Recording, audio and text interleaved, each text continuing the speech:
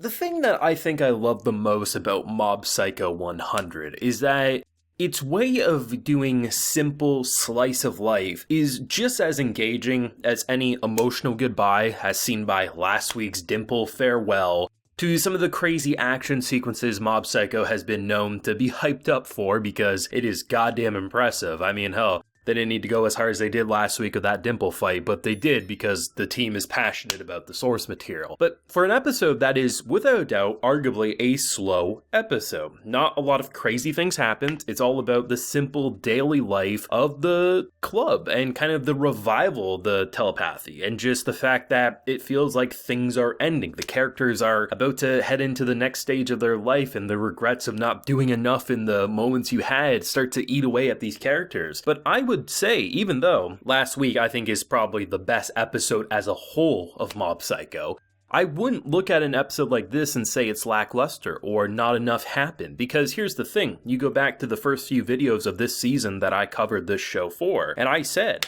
I expect great things this season, but yes, not a lot is happening as it stands because they're setting it up. They're not saying, Mob Psycho, hey, it's season 3, we need to just kick into a Dimple death or a Dimple amazing fight scene. No, they let us build up to that, and because of that slow build up, the payoff was worth it as seen by episode 6, and they're doing the exact same thing with the last half of this season, the last half of the Mob Psycho story, the last chunk we will have. And by really showcasing where all these characters are at, you get to sit back and have fun while saying it. Any other show, and I truly mean this, any other show would not give any ounce of care towards this club. It would be disposed of, and I wouldn't be criticized for not showing more of this club because they're not my favorite characters, they're not the characters I'm most interested in. That goes to Reagan, that goes to Mob, that goes to his brother. Like, there's more important characters, arguably, that a fandom would want to see. But Mob Psycho and its amazing author decided to say, hey, you're coming off of the Dimple Farewell. Now we're going to focus on a club that maybe you care about, maybe you don't care about, but we're going to build them into some sort of arc that's going to make you love them by the end of the story. And I love that everyone gets a chance to have a moment in Mob Psycho, right? As much as it is Mob's story about growing up and adjusting to the changes, I mean, when I keep harping on this, and I keep mentioning it, but I have to. Mob from Season 1 is completely different than Mob in Season 3. And you might be able to say, well, Brandon, that's what you have to say, right? No, but there's so many stories where the character has barely changed, but it's still a good show because of all these different elements. Mob Psycho's an amazing show because of a billion elements, it feels like. But the fact that Mob can look at someone who's hiding away his abilities, that is almost ashamed of his abilities, and Mob is basically saying, I used to be right where you were, but now I understand that that's a part of me that I can't change, and I have to accept that.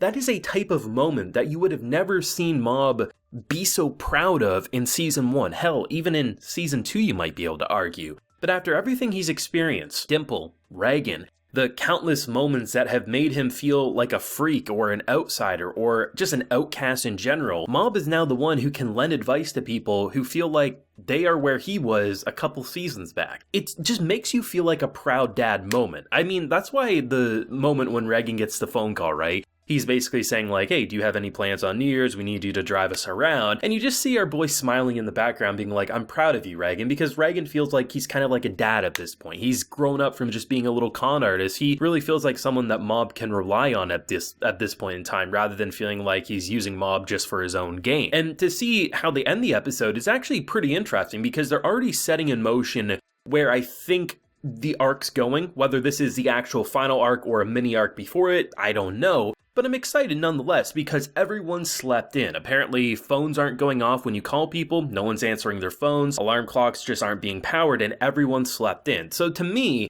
that could be a red herring. Something where they're trying to bait you in thinking it's something bigger than it is and it's not actually going to go anywhere crazy. Or it could be something with a spiritual presence that is messing with electricity, electronics in general, I don't know. But I did like seeing how everyone was basically like rushing. Everyone thought they were the one who was late. They're like, oh shit, is it okay to let your master wait this long? Reagan's literally panting up a storm. They mention in the quick subtitles that he was there like 2 minutes prior because everyone was rushing so fast. That's what you love about Mob Psycho, right? Even the simplest, the most basic slice of life can be more exhilarating than a lot of action or funny moments of the anime week. And that's why Mob Psycho is one of this year's best, one of anime's best period. And why I would not be opposed to anyone saying Mob Psycho is best anime of the season. Is it my personal anime of the season?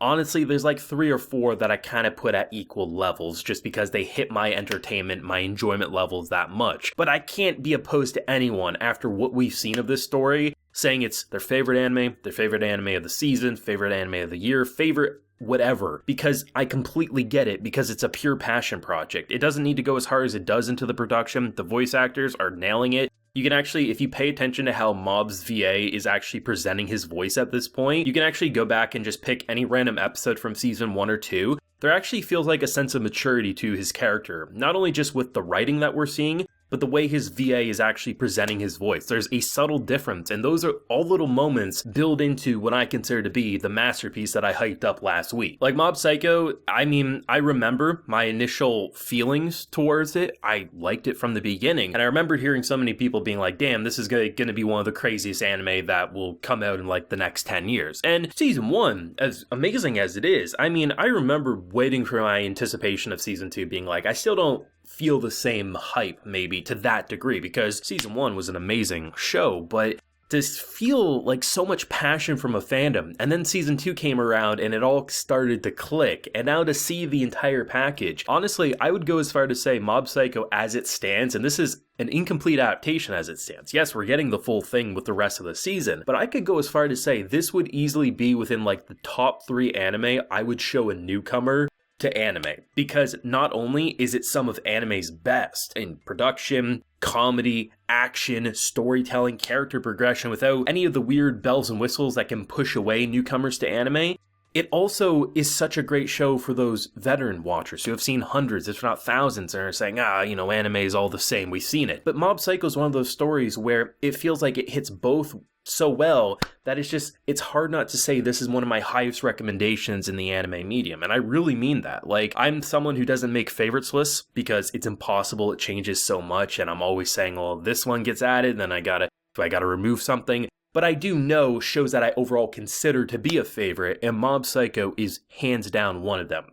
I can't place it with a numerical value is all, but I still, like I said, I can understand those who do say it is their overall favorite. I mean, I'm just thankful that anime is letting us see this come to a close, to see these characters and their progression, and it's why I can gush over the simplest of episodes and still say it still shows progression for characters like Mob. The fact that such a little moment, him giving advice to someone who he sees himself in years back, it's just, you feel proud, and that's why I'm so happy all these characters are coming to such a brilliant conclusion. But of course, I'll pass the torch over to everyone. What did you think of this episode? Are you with me? The slower episodes are just as good as the big ones, or you know what, maybe this episode just wasn't for you. Do let me know down below. Leave a like if you enjoyed and subscribe if you're new around here. You can also consider supporting the Patreon. We got a bunch of live reaction series going on over there, and you can also get video shoutouts as well, like Harry Truscott, Jannice Lumapas, and Rajvir Malhans are getting today. So I appreciate the support, everyone. Please take care and have a good one.